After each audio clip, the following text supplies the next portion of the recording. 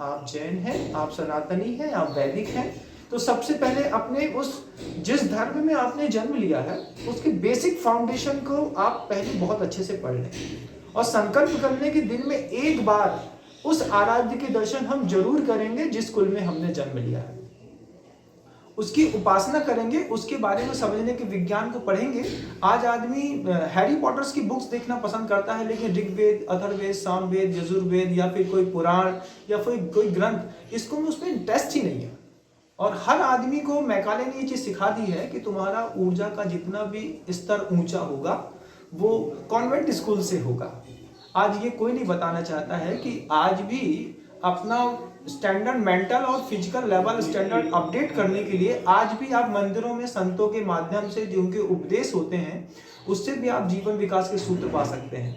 तो ऐसा कोई नहीं बताता। अब हर आदमी ये बताता है कि अगर आप एक कॉन्वेंट स्कूल में पढ़ेंगे तो आप बहुत जल्दी डेवलप हो जाएंगे। और मैं आज फिर से कहना चाहता हूँ कि आचार्य गुरुवर श्री विद्यासागर जी महाराज ने एक ऐसा माहौल रचा है कि उनके द्वारा दीक्षित जितने भी शिष्य हैं उसमें से कई MBBS हैं, CA हैं, चार्टर्ड अकाउंटेंट हैं, CFA किए हुए हैं। तो हायर एजुकेटेड आज की डेट में जो साधु बन रहे हैं ये ऐसे लोग हैं कि इन्होंने भौतिकतावाद को भी देखा है और अध्यात्म को जी रहे हैं। ये जो सूत्र दे सकते हैं ये दुनिया में कोई मैकाले का इंस्टीट्यूट नहीं दे सकता। और हमारी पूरी संस्कृति को बर्बाद करने का श्रेय मात्र मैकाले को जाता है, बचाने का श्रेय तो इस भारत की वसुंधरा पर खड़े हुए हर ऋषि और मुनियों को जाता है। मैं उनके चरणों में बारंबार प्रणाम करता हूँ। किसी भी संस्कृति को मिटाना हो तो उसका साहित्य मिटा दीजिए, साहित्य मिटा दीजिए, संस्कृति अपने आप मिट जाती है। फिर संस्कृति को बचाने वाला कोई नहीं होता। हम भारत में रहने वाले लोग आश्चर्य होता है कि 900 साल तक गुलाम कैसे रह गए।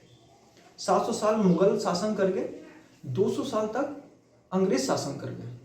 अब आप देखेंगे कि जब 700 साल तक मुगलों ने इस भारत की वसुंधरा पर शासन किया, किसी भी मुगल संप्रदाय के व्यक्ति ने भारत की संस्कृति के साथ छेड़छाड़ नहीं की।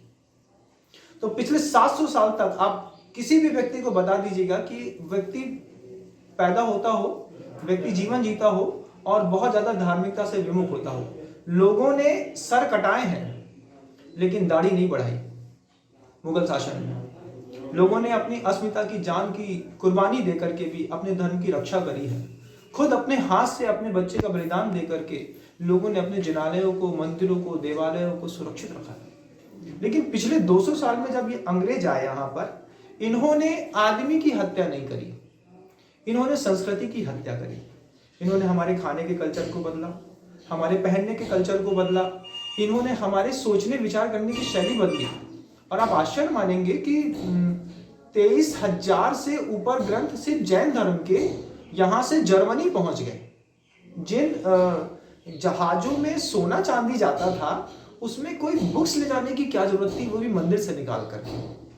तो फिर ये पता चलेगा कि इन्होंने पूरी संस्कृति ताकत के पूरे ग्रंथ यहाँ से उठा करके जर्मनी के, पहले इंग्लैंड गए, इंग्लैंड से जर्मनी गए।